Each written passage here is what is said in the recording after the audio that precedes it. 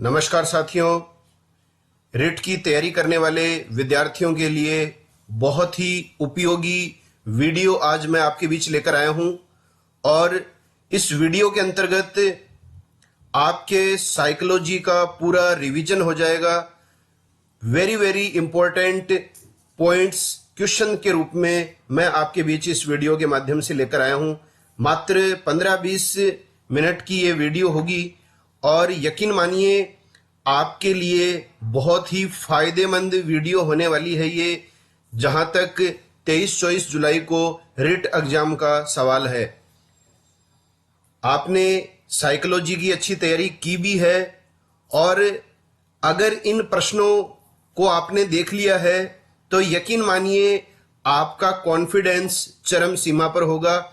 और इसके अलावा जितने भी क्वेश्चंस मैं आपके बीच इस वीडियो के माध्यम से प्रस्तुत कर रहा हूं, ये अगर आपने एक दो बार देख लिए हैं तो निश्चित रूप से मनोविज्ञान में आपको बहुत ज्यादा फायदा होगा। जीके सिलेक्शन पॉइंट रमेश मोंड यूट्यूब चैनल की ओर से आप सभी का हार्दिक स्वागत है। वीडियो अच्छा लगे तो इसे लाइक कीजिएगा, अधिक से अधिक साथियों में वीडियो को शेयर करें। चैनल पर नए हैं तो चैनल को सब्सक्राइब कर लें, देरी ना करें, बेल आइकन को जरूर दबा लें ताकि मेरे द्वारा प्रदर्शित वीडियोस के नोटिफिकेशन सबसे पहले आपको प्राप्त हो सकें। तो शुरू करते हैं वेरी इंपॉर्टेंट साइकोलॉजी क्वेश्चंस। देखिए साथियों, संपूर्ण साइकोलॉजी सिलेबस से संबंधित महत्वपूर्ण बिंदु मैं आपके बीच लेकर आया हूं। पहला पॉइंट है ज्ञान ही सद्गुण है। ज्ञान ही सद्गुण है, यह कथन किसका है? तो आई बार परीक्षाओं में प्रश्न आता है ज्ञान ही सद्गुण है, यह कथन है सुकरात का। दूसरा पॉइंट है बुद्धि लब्धि का सर्वप्रथम विचार प्रस्तुत किसने किया? तो सर्वप्रथम बुद्धि लब्धि का विचार प्रस्तुत करता थे टर्मन। यह आपको ध्यान में रखना है। और बुद्धि लब्धि का जो सूत्र है वो आपको अच्छी तरह याद होना चाहिए, मानसिक आयु बटा वास्तविक आयु गुणा 100। इससे संबंधित प्रश्न भी आ सकता है, जैसे कक्षा और आयु के संदर्भ में, उसकी चर्चा अपन आगे इसी वीडियो में करेंगे। तो यहां पर आपको टर्मन के द्वारा दिया गया सूत्र ध्यान में रखना है। कई बार परीक्षाओं में क्या होता है, ऊपर वास्तविक आयु आ जाता है, नीचे मानसिक आयु आ जाता है। तो ये आपको ध्यान में रखना है, मानसिक आयु ऊपर आएगा, नीचे वास्तविक आयु आएगा और गुणा 100। अगला पॉइंट है शिक्षा का मुख्य उद्देश्य सत्य का साक्षात्कार है। तो शिक्षा का मुख्य उद्देश्य सत्य का साक्षात्कार है। ये जो कथन है ये किसके द्वारा दिया गया था? ये दिया गया था प्लेटो के द्वारा। और प्लेटो ने अनुकरण को सर्वाधिक महत्व दिया है। तो जैसे आपको पूछ ले कि किसके द्वारा अनुकरण को सर्वाधिक महत्व दिया गया है, तो भी उत्तर आएगा प्लेटो। और प्लेटो की प्रसिद्ध जो रचना है, पुस्तक है, उसका नाम है रिपब्लिक। अगला पॉइंट है सूझ या अंतर्दृष्टि सिद्धांत। सूझ या अंतर्दृष्टि सिद्धांत, या इसको कहा जाता है गेस्टाल्ट सिद्धांत। इसके प्रतिपादक कौन है? तो इसका प्रतिपादक माना जाता है वर्दीमियर, कोफा और कोहलर को। इन तीनों को इसका प्रतिपादक माना जाता है। इनका संबंध रहा है जर्मनी से। अगला पॉइंट है ब्रेन स्टॉर्म तकनीक के प्रेरणता। तो ब्रेन स्टॉर्म टेक्निक के जो प्रेरणता हैं वो हैं अमेरिका के ऑसबॉर्न। ऑसबॉर्न को माना जाता है ब्रेन स्टॉर्म तकनीक के प्रेरणता। अगला पॉइंट है जनतंत्रीय शिक्षा का सबसे बड़ा व्याख्याता। तो जनतंत्रीय शिक्षा का सबसे बड़ा जो व्याख्याता माना जाता है वो किसको माना जाता है? तो ये माना जाता है जॉन डेवी अमेरिका। तो जॉन डेवी अमेरिका को माना जाता है जनतंत्रीय शिक्षा का सबसे बड़ा व्याख्याता। अगला पॉइंट है शास्त्रीय अनुबंधन का सिद्धांत। कई बार अंग्रेजी में भी दे दिया जाता है इसका नाम क्लासिकल कंडीशनिंग थ्योरी।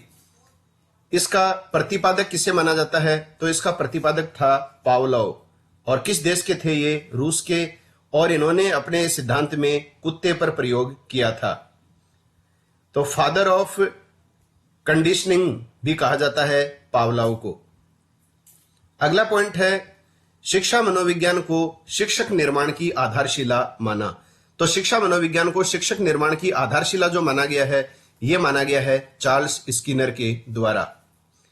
और चार्ल्स स्किनर ने जो है वो सिद्धांत दिया था क्रिया प्रसूत अनुबंधन सिद्धांत, और इसमें इन्होंने कबूतर और चूहे पर प्रयोग किए हैं।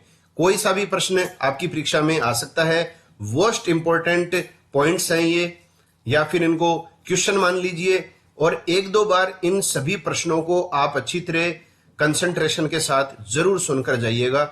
ये आपकी पूरी साइकोलॉजी के रिवीजन के रूप में कार्य करेगा वीडियो। अगला पॉइंट है शिक्षा का अर्थ मैं बालक अथवा मनुष्य में आत्मा, शरीर और बुद्धि के सर्वांगीण और सबसे अच्छे विकास से समझता हूं।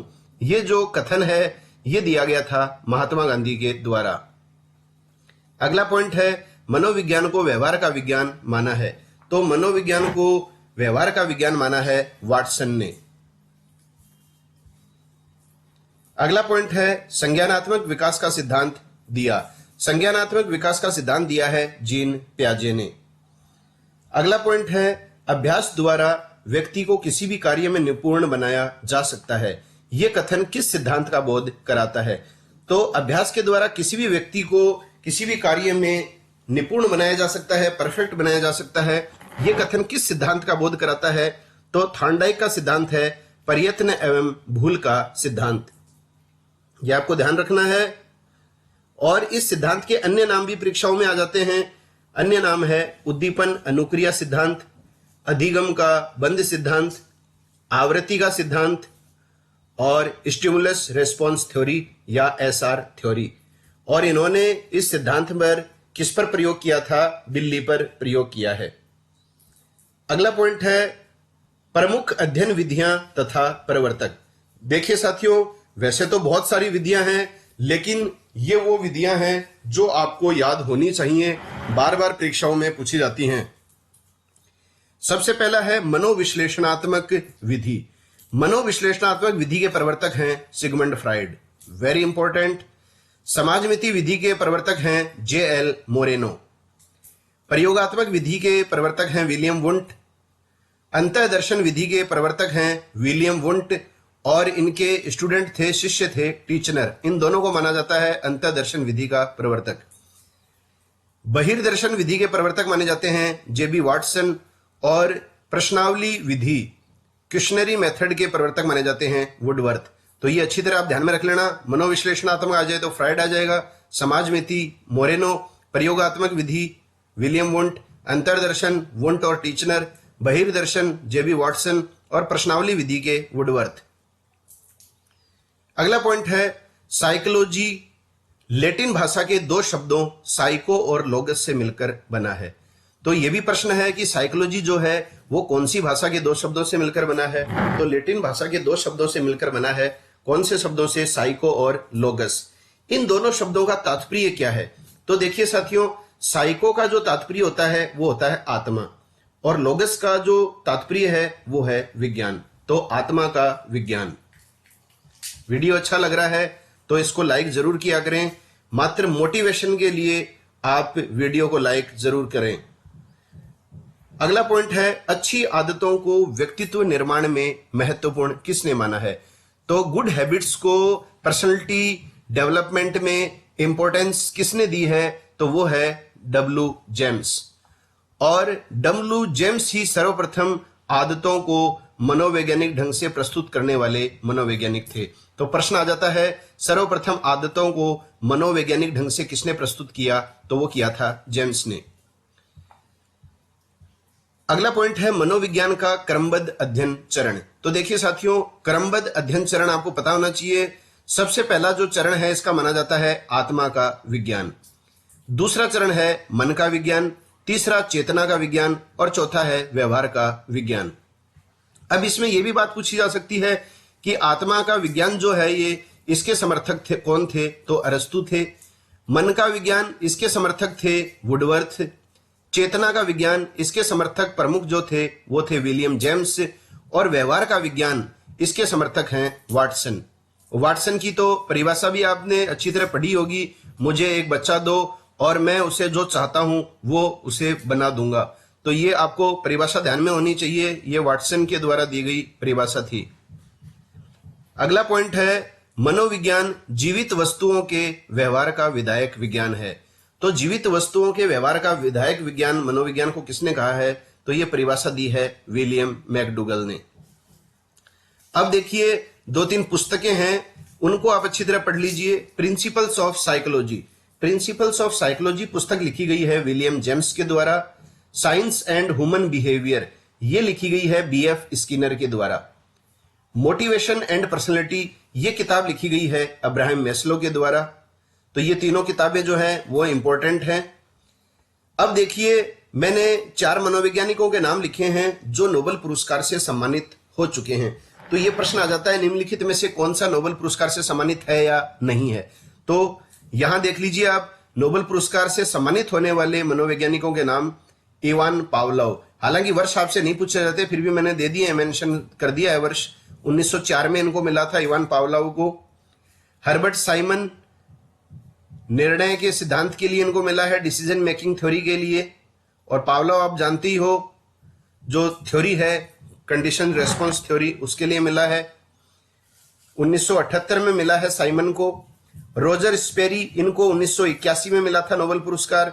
और थॉमस सेलिंग, इनको मिला था 2005 में। तो ये चारों नाम आप अच्छी तरह ध्यान में रखना, पावलोव, साइमन, स्पेरी और शेलिंग, नोबेल पुरस्कार से सम्मानित मनोवैज्ञानिक हैं ये। अगला पॉइंट है मनोविज्ञान को शुद्ध विज्ञान माना है। तो शुद्ध विज्ञान माना है जेम्स ड्रेवर ने। कई बार परीक्षाओं में प्रश्न आता है ये। अगला कथन है व्यक्ति के जन्म से लेकर वृद्धावस्था तक के अधिगम अनुभवों का वर्णन ही शिक्षा मनोविज्ञान है। तो जन्म से लेकर वृद्धावस्था तक जो सीखने का अनुभव है, अधिगम का मतलब होता है सीखना, लर्निंग, याद रखिएगा अच्छी तरह। तो किस व्यक्ति ने मनोविज्ञान को जन्म से लेकर वृद्धावस्था तक का अधिगम अनुभव बताया है?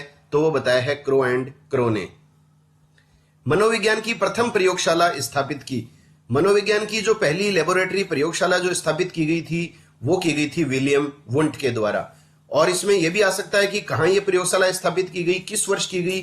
तो जर्मनी में लिप्जिंग में यह प्रयोगशाला स्थापित की थी विलियम वुंट ने 1879 ईस्वी में। अगला पॉइंट है अनुभव एवं प्रशिक्षण द्वारा व्यवहार में संशोधन ही वास्तविक अधिगम है। तो अनुभव एवं प्रशिक्षण द्वारा व्यवहार में संशोधन ही वास्तविक अधिगम है, यह परिभाषा दी गई है गेट्स के द्वारा।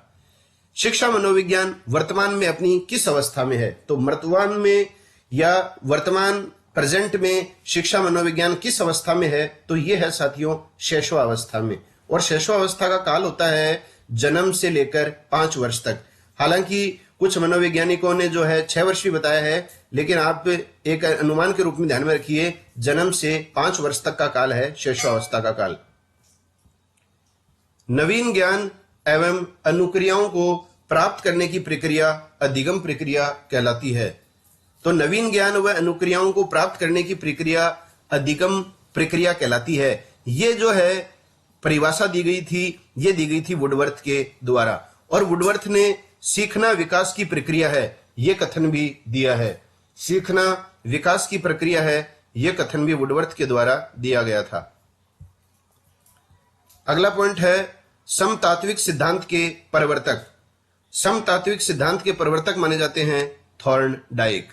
और थॉर्नडाइक जो थे वो प्रथम अमेरिकी मनोवैज्ञानिक थे जिन्होंने पशुओं पर प्रयोग किए थे। यह प्रश्न भी पीछे परीक्षाओं में आ चुका है। अगला है द्वितात्विक सिद्धांत के प्रवर्तक। द्वितात्विक सिद्धांत के प्रवर्तक कौन माने जाते हैं? तो द्वितात्विक सिद्धांत के प्रवर्तक माने जाते हैं स्पीयरमैन। द्वितात्विक सिद्धांत के प्रवर्तक कौन माने जाते हैं? ये माने जाते हैं स्पीयरमैन। और एक सिद्धांत है सामान्यीकरण का सिद्धांत। सामान्यीकरण का सिद्धांत जो है वो किसके द्वारा दिया गया था? HZ के द्वारा दिया गया था। तो ये इंपॉर्टेंट सिद्धांत हैं, बहुत ही चुनिंदा प्रश्न मैं आपके बीच लेकर आया हूं, तभी मैंने इस वीडियो को नाम दिया है संपूर्ण रीट मनोविज्ञान का रिवीजन। तो रिवीजन के रूप में बहुत ही महत्वपूर्ण सिद्ध होने वाला है आपके लिए ये वीडियो। पुनर्बलन का सिद्धांत। पुनर्बलन का सिद्धांत दिया गया था क्लार्क एल हल के द्वारा। तो क्लार्क एल हल ने दिया था पुनर्बलन का सिद्धांत। अब देखिए विद्यार्थी यहां पे कंफ्यूज हो जाते हैं। एक प्रश्न आता है प्रबलन का सिद्धांत। तो परबलन का सिद्धांत अलग है और पुनर्बलन का सिद्धांत अलग है। परबलन का सिद्धांत दिया था पावलोव ने और पुनर्बलन का सिद्धांत दिया है क्लार्क एल हल ने। अगला है तत्परता, अभ्यास तथा प्रभाव के नियम। तत्परता, अभ्यास और प्रभाव के नियम जो हैं वो किस सिद्धांत से संबंधित हैं? तो वो है थॉर्नडाइक का अधिगम सिद्धांत। तो प्रयत्न एवं भूल का जो सिद्धांत है थॉर्नडाइक का एसआर थ्योरी, उसी के नियम हैं ये तीन, तत्परता, अभ्यास तथा प्रभाव। ये भी आपको ध्यान में रखना है। पुनरावृत्ति का सिद्धांत, पुनरावृत्ति का सिद्धांत किसने दिया? तो पुनरावृत्ति का सिद्धांत दिया था स्टैनले हॉल ने। अगला पॉइंट है सूझ वास्तविक स्थिति का आकस्मिक, निश्चित व तात्कालिक ज्ञान है। तो सूझ जो है वो वास्तविक स्थिति का आकस्मिक, निश्चित व तात्कालिक ज्ञान है। ये परिभाषा दी गई है गुड के द्वारा। अगला है अब्राहम मैस्लो के अनुसार मूल आवश्यकताओं के प्रकार बताए गए हैं। तो मूल आवश्यकताओं के प्रकार बताए गए हैं 5। अगर प्रश्न आ जाए मैस्लो के अनुसार व्यक्ति में बी प्रेरक कितने होते हैं? तो बी प्रेरक होते हैं 18। पियाजे द्वारा निर्मित वर्णित विकासात्मक अवस्थाएं, वेरी इंपॉर्टेंट क्वेश्चन है, आई बार परीक्षाओं में आता है। पियाजे द्वारा वर्णित विकासात्मक अवस्थाएं, तो देखो इसमें सबसे पहली अवस्था इन्होंने बताई है संवेदी गत्यात्मक अवस्था, जो चलती है जन्म से 2 वर्ष तक। पूर्व संक्रियात्मक अवस्था, यह है 2 से 7 वर्ष तक। तीसरा है मूर्त संक्रियात्मक अवस्था, यह है 7 से 11 वर्ष तक। और औपचारिक संक्रियात्मक अवस्था, यह है 11 वर्ष से अधिक। तो ये चारों आप क्रम से याद कर लीजिए और वर्षों का क्रम याद कर लीजिए। अगला पॉइंट है बालक में सबसे पहले भय व प्रेम के संवेग विकसित होते हैं। यह कथन दिया गया है वाटसन के द्वारा। अगला पॉइंट है क्रोध संवेग का विकास किस आयु में होता है? तो यह होता है 8 से 9 वर्ष की आयु में। बाल्यावस्था को प्रतिद्वंदात्मक सामाजिकरण की अवस्था किसने कहा है? वेरी इंपॉर्टेंट है, तो वो कहा है किलपैट्रिक ने। किशोरावस्था को संघर्ष, तनाव, तूफान तथा झंझावत की अवस्था किसने कहा है? मोस्ट इंपोर्टेंट, कई बार परीक्षाओं में रिपीट हो चुका है ये प्रश्न, तो इसका उत्तर है स्टानले हॉल। दल भावना जिसको कहा जाता है गैंग एज के विकास की अवस्था है 6 से 10 वर्ष। वैलेंटाइन ने सीखने का आदर्श काल किसे कहा है? तो सीखने का आदर्श काल शैशवावस्था को कहा है वैलेंटाइन ने। अगला पॉइंट है 20वीं शताब्दी को बालक की शताब्दी किसने कहा है? तो बालक की शताब्दी 20वीं शताब्दी को कहने वाले हैं क्रो व क्रो। अगला है मैकडुगल व गिलफोर्ड ने कुल संवेग कितने बताए हैं? तो इनकी संख्या पूछी जाती है, तो उत्तर आ जाएगा 14। बाल विकास का वैज्ञानिक विवरण किसने दिया? तो बाल विकास का वैज्ञानिक विवरण दिया था पेस्टोलॉजी ने। तीव्र शारीरिक क्रियाशीलता अभिवृद्धि का काल है, तो यह काल है बाल्यावस्था। बाल्यावस्था का काल है 6 से 12 वर्ष। किस मनोवैज्ञानिक ने चरित्र को आदतों का पुंज कहा है? तो चरित्र को आदतों का पुंज कहा गया है सैमुअल स्माइल ने। अगला प्रश्न है किसने मस्तिष्क या मन के 3 स्तर चेतन, अचेतन और अर्धचेतन बताए हैं? तो मस्तिष्क या मन के 3 जो स्तर हैं चेतन, अचेतन और अर्धचेतन, ये बताए गए हैं सिगमंड फ्राइड के द्वारा। अगला पॉइंट है मूल प्रवृत्ति सिद्धांत के प्रतिपादक कौन है? तो मूल प्रवृत्ति सिद्धांत के प्रतिपादक हैं मैकडुगल। विशेषक सिद्धांत जिसको ट्रेट थ्योरी कहा जाता है, इसके प्रतिपादक कौन है? तो इसके प्रतिपादक माने जाते हैं आलपोर्ट। अगला है प्रसंगात्मक बोध परीक्षण, जिसका शॉर्ट नाम भी आता है परीक्षा में TAT टैट, और इसका फुल फॉर्म भी आ सकता है थीमेटिक एप्रिशिएशन टेस्ट। इससे संबंधित कौन है? तो 2 व्यक्ति इससे संबंधित हैं, मुरे व मॉर्गन। अगला प्रश्न है character and personality. Character and personality जो बुक है यह है पोलिनेस्की की। अगला प्रश्न है शाही धब्बा परीक्षण के प्रवर्तक। शाही धब्बा परीक्षण के प्रवर्तक हैं रोसा, और ये संबंध रखते हैं स्विट्जरलैंड देश से। और इसमें यह भी आता है कि रोसा ने शाही धब्बा परीक्षण में कुल कितने कार्डों का प्रयोग किया है? तो 10 कार्डों का प्रयोग किया है। अगला है नई परिस्थितियों में समायोजन की योग्यता ही बुद्धि है। यह परिभाषा दी है स्टर्न ने। बालक में समाजीकरण का प्रथम घटक है, तो वो होता है परिवार। प्रायोजना विधि का प्रवर्तक माना जाता है, तो प्रायोजना विधि, प्रोजेक्ट विधि का मेथड जो है वो दिया गया था WH किलपैट्रिक के द्वारा। हुरिस्टिक विधि जो विद्यार्थी को एक खोजी के रूप में देखता है कि प्रवर्तक कौन है? तो हुरिस्टिक विधि के प्रवर्तक हैं आर्मस्ट्रॉन्ग। अब देखिए बुद्धि के सिद्धांत और इनके प्रवर्तक। तो बुद्धि के जो हैं ये लगभग सिद्धांत जो हैं वो परीक्षाओं में आई बार रिपीट होते ही रहते हैं। तो देखो बुद्धि का एक कारक सिद्धांत अगर आपसे पूछा जाए तो इसके प्रवर्तक हैं अल्फ्रेड बिने। ये थोड़ा ऊपर लिख दिया गया है, इसको आप इस सिधाई में मान लीजिए, पहले नंबर पे अल्फ्रेड बिने हैं। और बुद्धि का द्विकारक सिद्धांत पूछे तो स्पीयरमैन है। बुद्धि का बहुकारक सिद्धांत यदि पूछा जाए तो ये दिया था थॉर्नडाइक ने। बुद्धि का समूह कारक सिद्धांत यदि पूछा जाए तो वो थ्रस्टन ने दिया है। बुद्धि का त्रिआयामी सिद्धांत दिया है गिलफोर्ड ने। और बुद्धि का प्रतिमान सिद्धांत ये दिया है थॉमसन ने। तो कोई सा भी सिद्धांत आपकी परीक्षा में पूछा जा सकता है। अगला है पूर्व अनुभवों का लाभ उठाने की योग्यता बुद्धि है। तो पूर्व अनुभवों का लाभ उठाने की योग्यता बुद्धि बताई गई है थॉर्नडाइक के द्वारा। बुद्धि तार्किक चिंतन है, यह परिभाषा किसकी है? यह स्पीयरमैन की परिभाषा है।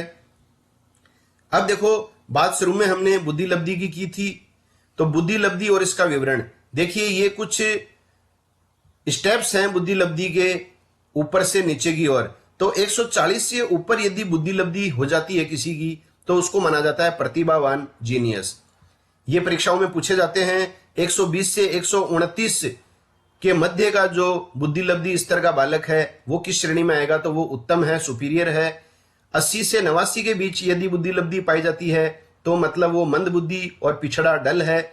और 20 या 25 से कम यदि बुद्धि लब्धि पाई जाती है बालक की तो वो महामूर्ख बुद्धि वाला है, इडियट है। अगला पॉइंट है, अब देखिए सवाल, इस तरह के सवाल आते हैं। 10 वर्ष के बच्चे की मानसिक आयु 14 वर्ष है। 10 वर्ष का बच्चा है लेकिन उसकी मानसिक आयु जो है वो 14 वर्ष है, उसकी बुद्धि लब्धि क्या होगी? तो देखिए 4 साल आगे चल रहा है वो, अपनी आयु से 4 साल आगे चल रहा है। तो अब देखो इसमें कैसे ज्ञात करेंगे आप? बुद्धि लब्धि बराबर मानसिक आयु बटा वास्तविक आयु गुणा 100। तो मानसिक आयु 14 हो जाएगा तो 14 ऊपर आ जाएगा। वास्तविक आयु कितनी दे रखी है? 10 वर्ष दे रखी है, गुणा 100। तो आप काटोगे तो उत्तर आ जाएगा 140। 140 मतलब वो हो गया सुपीरियर, प्रतिभाशाली। अगला है अभिप्रेरणा अधिगम का सर्वोत्तम राजमार्ग है। यह प्रश्न कई बार रिपीट होता है, आपने पढ़ भी रखा होगा। अभिप्रेरणा को अधिगम का सर्वोत्तम राजमार्ग माना है स्किनर ने। अभिप्रेरणा क्रिया को प्रारंभ करने, जारी रखने तथा नियंत्रित करने की प्रक्रिया है। तो यह परिभाषा दी गई है गुड के द्वारा। अभिप्रेरणा के आंतरिक स्रोत पूछे जाते हैं। तो आंतरिक स्रोतों में आपको 2 स्रोत ध्यान में रखने हैं, आवश्यकताएं और प्रोत्साहन। इसी तरह से अभिप्रेरणा के बाह्य स्रोत भी पूछे जाते हैं। बाह्य स्रोत जो हैं वो हैं प्रशंसा, निंदा, पुरस्कार। और ये दोनों जो प्रकार हैं अभिप्रेरणा के, आंतरिक और बाह्य, ये बताए हैं थॉमसन ने। अगला है हस्तशिल्प की शिक्षा दी जानी चाहिए। देखो हस्तशिल्प की शिक्षा जो है वो दी जानी चाहिए पिछड़े बालकों को। बाल अपराध विज्ञान का जनक माना जाता है। बाल अपराध विज्ञान का जनक माना जाता है सीजर लाम्ब्रोसो। सीजर लाम्ब्रोसो को माना जाता है बाल अपराध विज्ञान का जनक। अंधे बालकों के पढ़ने की लिपि कौन सी होती है? तो यह भी आई बार परीक्षाओं में आता है, यह होती है ब्रेल लिपि। तो साथियों यह है रिट से संबंधित मनोविज्ञान का संपूर्ण रिवीजन, या आप कह लीजिए संपूर्ण पाठ्यक्रम के जितने भी महत्वपूर्ण बिंदु मुझे लगे, मैंने सारे इस वीडियो के माध्यम से आपके बीच प्रस्तुत किए हैं। अगर ये वीडियो आपके लिए उपयोगी है, आपके ज्ञान में इससे वृद्धि होती है, तो वीडियो को लाइक जरूर करना, अधिक से अधिक साथियों में इसे शेयर करना, और चैनल पर नए हैं तो चैनल को सब्सक्राइब करना, बेल आइकन को दबाना, ताकि मेरे द्वारा इसी तरह की उपयोगी वीडियोस के नोटिफिकेशन सबसे पहले आपको प्राप्त हो सकें। जीके सिलेक्शन पॉइंट रमेश मोंड यूट्यूब चैनल से इसी तरह से जुड़े रहें, आपका भविष्य उज्जवल हो। इसी शुभ कामना के साथ जय हिंद, जय भारत, वंदे मातरम।